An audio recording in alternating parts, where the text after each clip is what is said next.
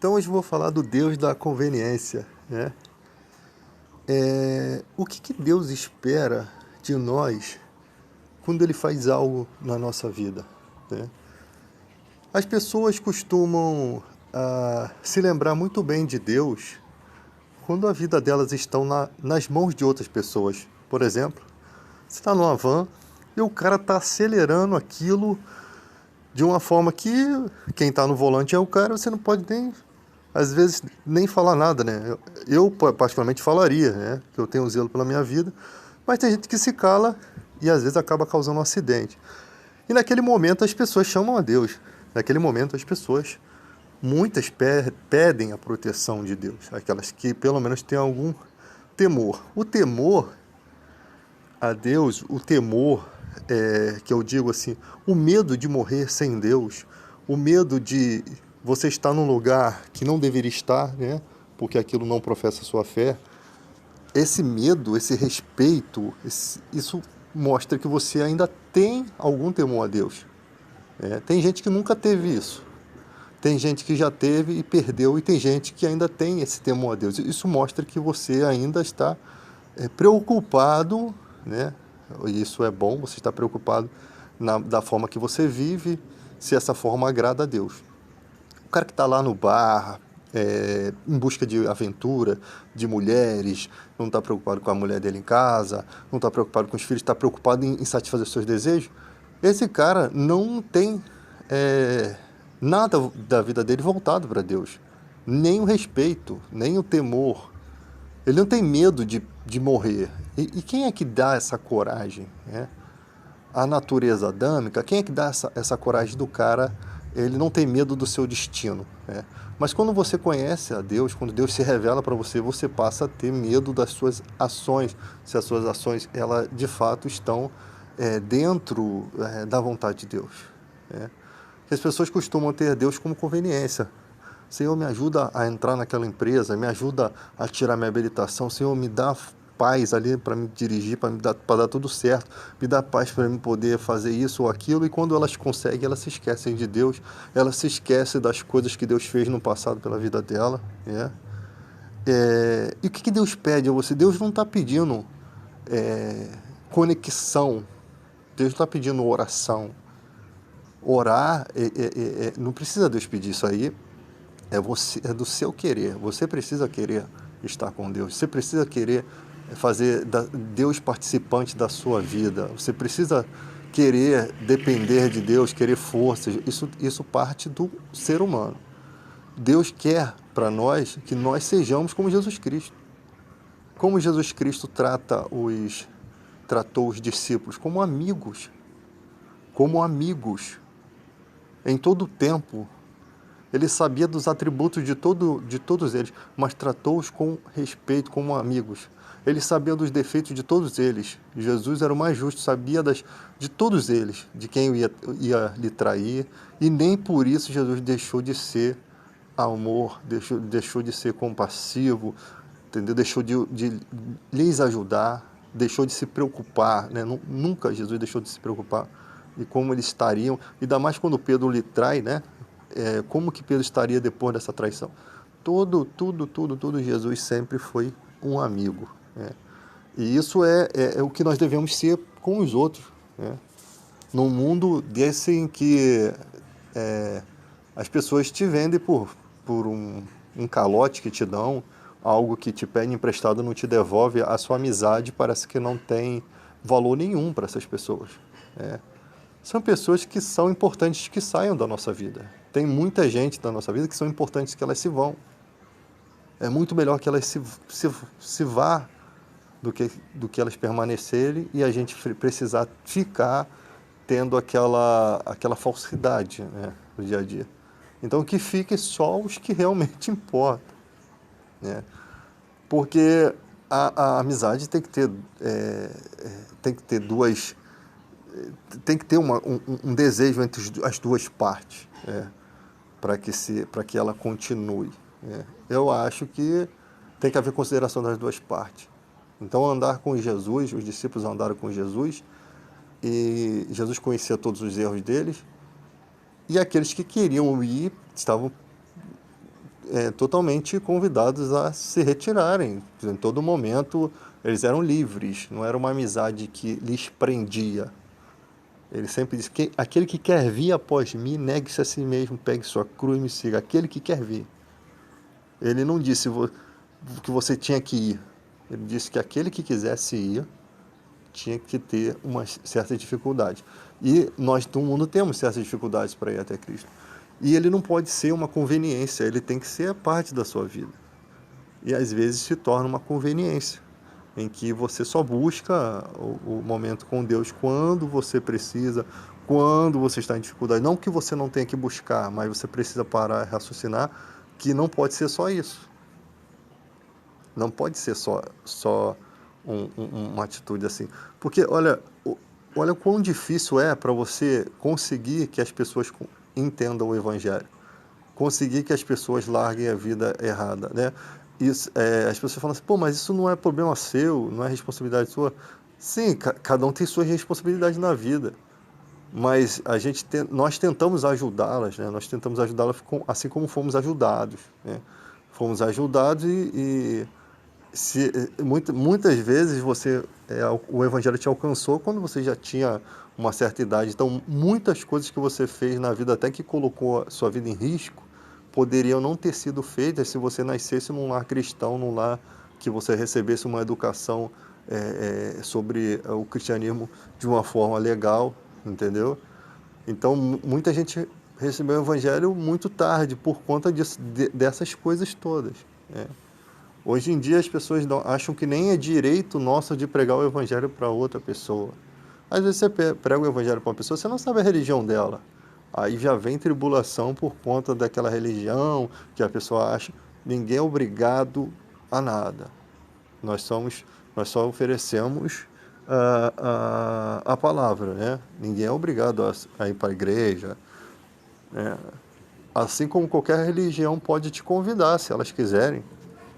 Eu não vou brigar com uma pessoa de outra religião que vai me convidar. Simplesmente eu vou dizer, não, eu sou cristão, não faço parte, não quero fazer parte da religião de vocês. E, de uma forma educada, você falar que é cristão, elas já vão entender. Assim também, quando elas falam que são de outra religião, nós precisamos compreender também. Entende? Então, eu sempre falo que o Evangelho não tem que ser esse apelo todo como as pessoas acredita que tem que ser, né? Simplesmente o culto flui, você está lá na igreja, louvando, buscando a Deus, vivendo a sua vida bem, tratando todo mundo com respeito, né? Isso é o perfume de Cristo, né? Isso é o que traz pessoas a desejar o caminho, né? Não as discórdias, as confusões, essas coisas se afastam, né? Mas o tratamento, mas tudo tem que ser feito com honestidade, né? Com honestidade. Eu sou muito honesto quanto às minhas questões. Se tem pessoas que eu não gosto, eu não vou dizer que gosto delas. Eu não gosto de pessoas que me dão volta. Eu não gosto de pessoas que me desrespeitam. Eu não, sabe? Então eu não vou ter um carisma por essas pessoas. Agora, se elas quiserem ouvir a palavra de Deus, se houver sinceridade, beleza. Porque Jesus não se dava com Herodes, por exemplo. Jesus se calava na frente de Herodes. Jesus chamava Herodes de raposa, né? Os hipócritas, como é que Jesus tratava? Como é que eles os tratavam? Os hipócritas, aqueles que nós vemos, hoje em dia tem muitos hipócritas. Quem são os hipócritas? São pessoas que conhecem o Evangelho, mas ganham dinheiro com a fé das pessoas. Esses são hipócritas. Eles não conhecem a verdade, eles não conseguem viver a verdade. Então, todas as ações deles são voltadas ao quê? A mostrar para as pessoas que eles são religiosos, para ter admiração dessas pessoas e conseguir algum benefício. Nada diferente dos hipócritas da época de Cristo, né? Na época de Cristo era assim. E essa hipocrisia, ela pode não ser visível hoje a algumas pessoas, mas um dia vai ser visível. Só que a porta da ignorância, ela sempre vai existir. Porque muita gente ainda não conhece a palavra de Deus. Sempre vai existir gente manipulável. Sempre vai existir gente no início da caminhada que vai achar que aquilo que estão pregando é verdade. Então eles sempre vão ter dinheiro, mas eles nunca vão ter salvação, eles nunca vão ter o Deus perto deles. Então eles já estão no prejuízo enorme. O prejuízo deles já é imenso, né? Eles estão conduzindo a obra de Deus para um caminho errado. Eles estão num prejuízo terrível. Eles estão mais perdidos do que o cara que está fora da igreja, né? Porque se Deus for julgar um cara que morre ali fora da igreja, Deus vai julgá-lo com a justiça daquele entendimento daquela pessoa, do entendimento do nível de maturidade. Você vê crianças aí que se envolvem com tráfico, morre, às vezes a criança não teve nem tempo de saber o que estava fazendo, mano. Assim, porque quando você é jovem, você pensa muito no dinheiro, você pensa muito no lucro, e parece que tem uma escama que tampa o erro que você está fazendo. Tipo assim, você sabe que aquilo é errado, mas aquilo no teu coração não é tão errado. Porque tem outros atributos ali concorrendo, tem desculpas. Ah, mas eu vou fazer porque eu preciso, eu vou fazer porque eu sou pobre, eu vou fazer porque eu nunca vou chegar ao lugar tal, eu vou fazer porque eu quero ser isso, porque eu quero estar. Então, os atributos do que pode acontecer e ser grave, né, até tirar a vida, eles parecem que estão encobertos, parece que é um tapete de maldade. Mas existem pessoas não, que sabem exatamente a maldade que estão fazendo. Existem pessoas que elas têm consciência de que elas estão perdidas, né? Então, elas sabem. Elas em todo momento só não sabem que elas estão lutando contra Deus. Elas só não sabem que Deus também quer ajudá-las. Ela não entende isso. Então, o cara faz uma maldade, já era para o juízo de Deus vir sobre a vida dessa pessoa. Há muito tempo já era para esse juízo ter vindo. E Deus tolerando. As pessoas, pô, mas pessoas boas morrem. Elas morrem porque possivelmente já estão salvas. Então, pessoas que já estão nas mãos de Deus, Deus às vezes permite com que se vá, né? Eu não falo que Deus as leva, né? Porque eu não sei eu não posso dizer como é que funciona o tempo de Deus. As pessoas falam assim, não, morreu no tempo de Deus. Eu não sei eu acho que a gente vive mais pela sorte aqui. Eu acho que existem pessoas escolhidas para determinadas situações que essas são ajudadas por Deus no decorrer da vida para seguir certos propósitos. Como Davi, né? Como o rei Davi, tinha um propósito ali que ele não ia morrer antes daquele propósito se concluir, né?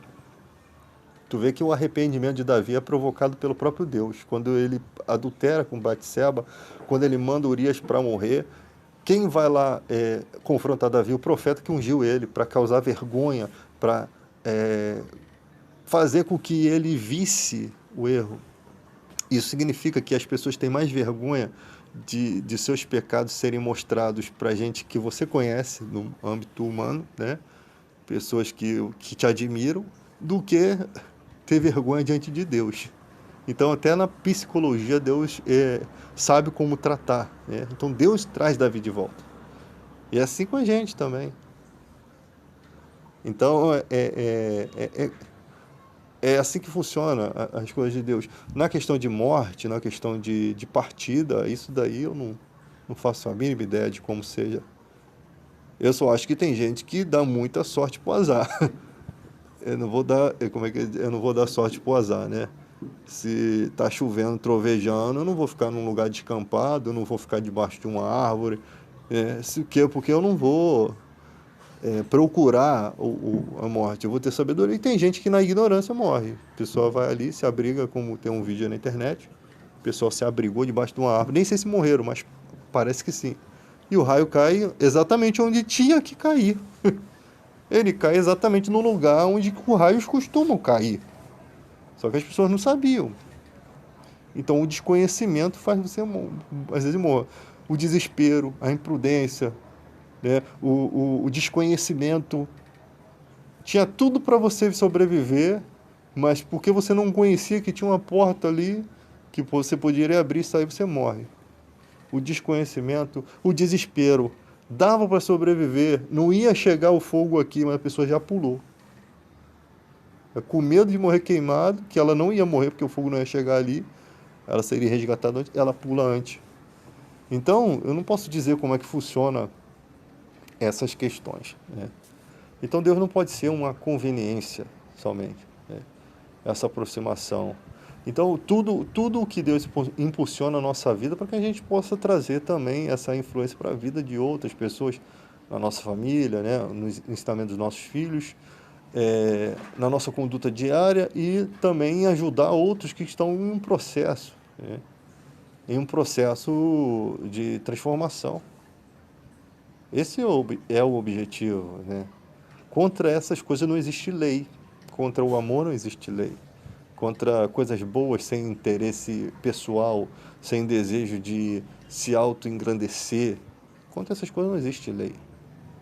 Então é importante que a gente entenda que o Evangelho nos impulsiona a sermos cada dia mais parecidos com Jesus Cristo, né? E que isso seja... É lógico que você não consegue esse entendimento, não só em palavras, mas em prática, de um dia para o outro. Isso daí você tem muitas coisas que, do seu dia a dia, lidando com pessoas, lidando com seus problemas, lidando com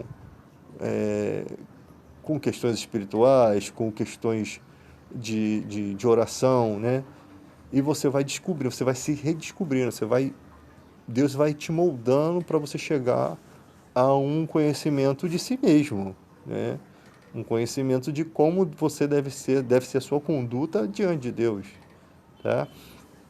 Então, e também como que deve ser a sua conduta diante daqueles que não querem Deus, diante daqueles que ainda não querem Deus, diante daqueles que um dia querem Deus, como você vai transmitir essa mensagem para aqueles que querem, né? Como você não precisa de artimanhas, você precisa entender as escrituras, explicá-las de uma forma simples, né? Às vezes você vai conversar com a pessoa tem muito conhecimento teológico, e ali a simplicidade se perde toda. Você tem que saber ter o conhecimento teológico e saber o que é algo simples. Paulo era um homem cheio de conhecimento, mas ele pregava de forma simples, ele falava de uma forma natural, como você fala com uma pessoa comum acerca de Jesus Cristo. Tanto diante dos judeus como dos gentios, ele sabia se posicionar, né? Ele não precisava gritar, ele não precisava chorar pregando, ele simplesmente pregava naturalmente. Pelos textos bíblicos você parece que você conhece Paulo, parece que você conhece os discípulos, a forma de pregação deles, a maneira com que eles colocam a fé em prática, né? E você começa a ter essa forma perfeita de saber se comunicar o Evangelho, né? Porque o Evangelho, ele é mais do que entendimento, mais do que comunicação. Ele é uma comunicação que você precisa pegar, reter e pôr em prática, né? Orar sempre, estar sempre concentrado nas coisas de Deus, você saber equilibrar a balança da vida, né? Equilibrar o quê? O momento de trabalho, momento de diversão, momento de oração, momento de pregação. A vida tem momentos separados. Tem gente que pega 23 horas da vida e transforma e quer botar aquelas 23 horas numa mesmice, sabe? Eu lembro que uma vez eu fui em um sítio e tinha um pastor da Batista que lá no sítio ele estava lendo a Bíblia. Ele não conseguia participar do momento, né? O momento que a família dele estava ali reunido. Tinha tanto tempo para ler a Bíblia, mas ele achava mais importante ler a Bíblia. Eu parei e aquela imagem ficou na minha mente. Ele não conseguia entender que aquele não era o momento de ler a Bíblia, porque ali era um ato de egoísmo. Ele está se alimentando, mas ele está deixando de lado o quê? O convívio com a família. E a Bíblia fala que nós estamos divididos quando a gente é casado. Então você tem que ter o convívio com a família, você tem que saber dividir, separar isso. Se você não souber separar, em um momento, você vai ser infeliz, ou você vai estar em falta, né? Nas lembranças da família. Então, isso é importante, você saber o momento de cada coisa.